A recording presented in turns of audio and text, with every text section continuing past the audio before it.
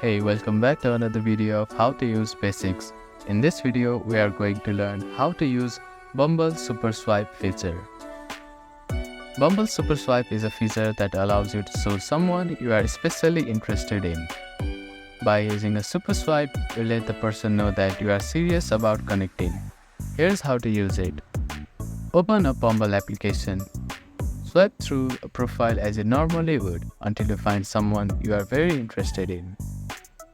Instead of swiping right, tap the yellow heart icon with a star, located near the swipe button on their profile. This icon represents Super Swipe. If you do not have any Super Swipes, you will be prompted to purchase them. You can buy them individually or in packs.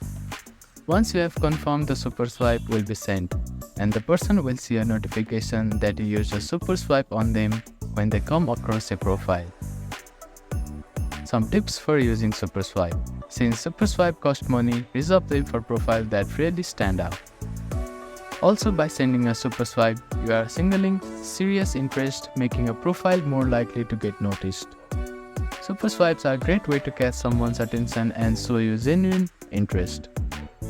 Thank you for watching this video. Please don't forget to like, share and subscribe to our channel and comment down if you have any queries.